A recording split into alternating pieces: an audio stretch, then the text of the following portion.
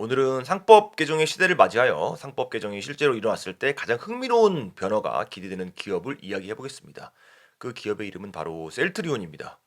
이 회사는 공매도와의 전쟁도 문제고요. 오너 리스크 문제도 많은 회사입니다. 문제가 너무 많다 보니까 셀트리온 소액주주 모임도 존재를 하고 있고요. 이 모임은 공매도 세력과 싸우는 동시에 오너 그룹도 상대를 해야 되는 매우 고단한 상황임에도 불구하고 과거에 주가를 성공적으로 부양했던 사례가 있습니다.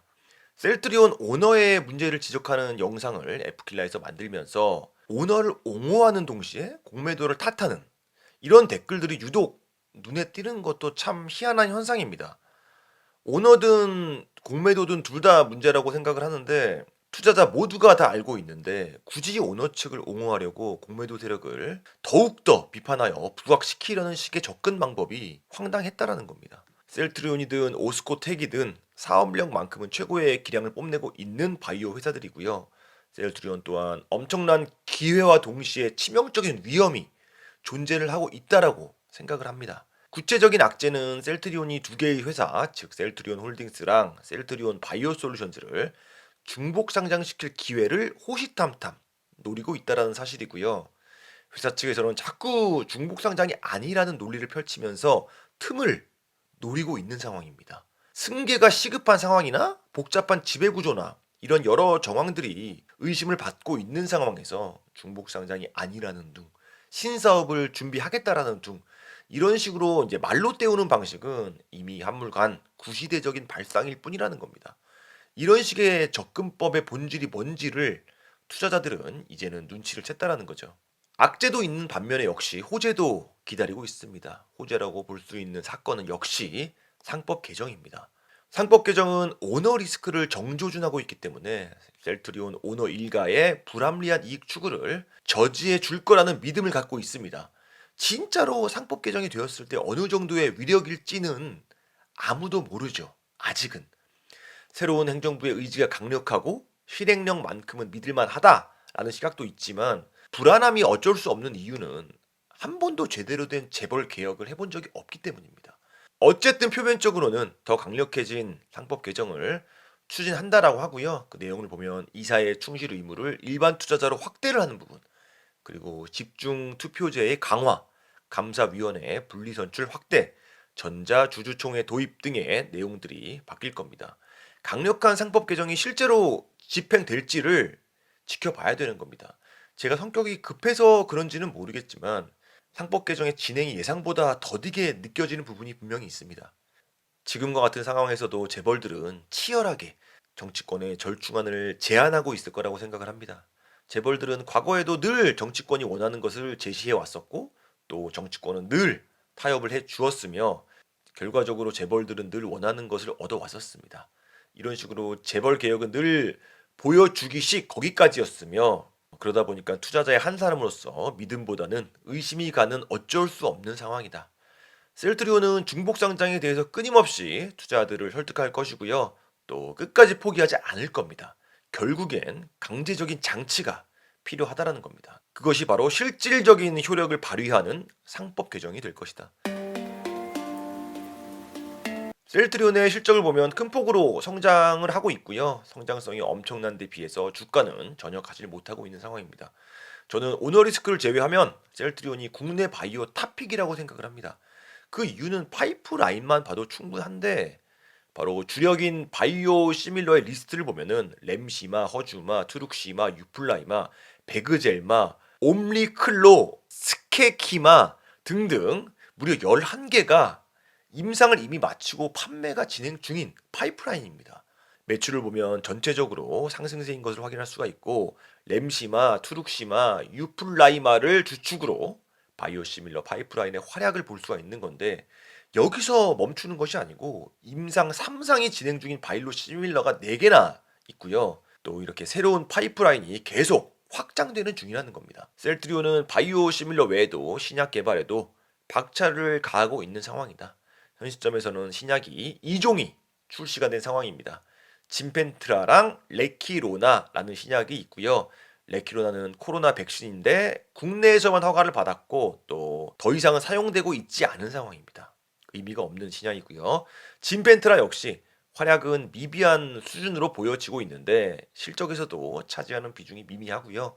기사 제목을 보면 진펜트라 잠재력 아직 유효하다라는 기사 제목에서도 알 수가 있듯이 아직까지는 유의미한 퍼포먼스는 없는 듯합니다. 그러니까 아직까지는 셀트리온이 만든 신약에 대한 성과는 크지 않은 상황입니다.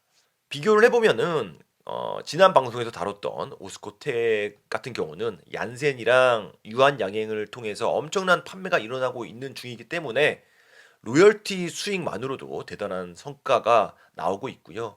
그래서 블록버스터 신약이라는 명확한 타이틀이 붙는 겁니다. 그러나 셀트리온의 신약인 진펜트라는 오스코텍의 신약과 같은 상황은 아니라는 겁니다. 셀트리온의 신약은 아직 부각되지 않고 있으나 새로운 신약의 개발에 박차를 가하고 있는 상황이라고 합니다. 먼 미래긴 하지만 신약 관련 소식을 보면 ADC 신약 3종과 다중 항체 신약 3종이 현재 개발 중이라고 하고요. 상업화 목표 시점은 2029년이라고 합니다. 확실한 것은 신약도 마찬가지로 점점 스케일이 확대되고 있는 상황이라는 것이고 또 바이오 시밀러 또한 2030년까지 22개로 포트폴리오를 늘릴 계획이라고 합니다. 현재는 위에서 봤듯이 11개의 바이오 시밀러 포트폴리오를 갖고 있습니다. 이외에도 케미컬 신약도 2종 보유하고 있는 상황이다. 셀트리온은 실적도 올라가는 중이고 또 포트폴리오도 확장이 되는 중이며 사업 역량 측면에서는 너무나도 고무적인 상황이라는 겁니다. 무늬만 밸류업, 주주 행동 나선 셀트리온 소액 주주. 셀트리온의 극심한 오너 리스크로 인해서 투자자들은 위협을 받고 있으며 고로 소액 주주들이 주주 행동에 나선다라는 내용의 기사입니다. 셀트리온 대주주는 말로만 주주 환원을 운운하고 있고 실제로는 말과 다른 행동을 보여주고 있기 때문에 주주들의 신뢰를 받지 못하고 있는 상황입니다. 셀트리온 소액 주주들은 주주 행동 플랫폼 헤이 홀더를 통한 지분 결집에 나섰다라고 하며 아직 2% 미만의 지분이 모인 상황입니다. 기사에서 제기하는 문제의식은 바로 셀트리온의 주주 소각과 관련된 셀트리온의 결정입니다. 셀트리온은 올해 들어서 총 4,500억 원 규모의 자사주를 매입하겠다라고 발표를 했고요. 다만 투자들은 자사주의 활용 방식에 대한 의문을 제기하고 있는 겁니다. 셀트리온은 올해만 269만 3,356주를 매입을 했고요. 195만 9,040주를 소각하겠다라고 밝힌 바가 있습니다. 근데 정작 주가는 오르기는커녕 하락을 했고 주주들이 문제를 삼고 있는 부분은 바로 자사주 매입 이후의 처분 방식이라는 겁니다. 셀트리온은 2024년 12월 약 1025만 1543주의 대규모 주식 배당을 단행했습니다. 그러니까 셀트리온이 작년에 총 400만 주 정도를 매입하고 413만 주 정도를 소각을 한 적이 있는데 주식 배당으로 인해서 소각을 한 것보다 더 많은 주식이 시장에 풀렸다라는 겁니다. 통상적으로 주식 배당이 주주 환원의 일환으로 해석되기도 하지만 이미 주주 환원을 위해서 매입된 자사주를 다시 주주들에게 배분을 하면서 실질적인 주주 환원은 일어나지 않았고요. 회계 장부상의 조작에 불과하다라는 비판을 받고 있다라는 겁니다.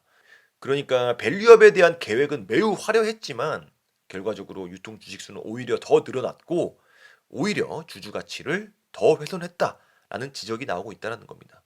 더 큰 문제는 셀트리온이 현재 보유하고 있는 자사주가 542만 368주인데 이 자사주들이 전량 소각이 되지 않고 남아있게 되면은 또 배당으로 이 주식들이 쓰일 것이고 혹은 임직원 보상 등의 수단으로 활용이 될 가능성을 배제할 수가 없다는 겁니다. 매입된 자사주를 소각한다라고 해놓고서 배당으로 쓰고 임직원 보상으로 쓰고 사실상 소각의 핵심이 유통 주식수의 축소인데 전혀 축소가 되고 있지 않다라는 거죠.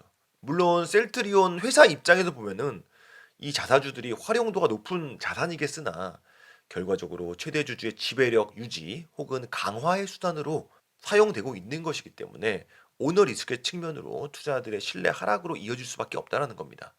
지난 방송에서 다룬 셀트리온의 중복 상장 문제뿐만 아니라 주주 환원책으로 약속을 했던 자사주 소각마저도 약속대로 이행하지 않고 최대 주주의 이익만을 위한 꼼수는 지속이 되고 있는 겁니다.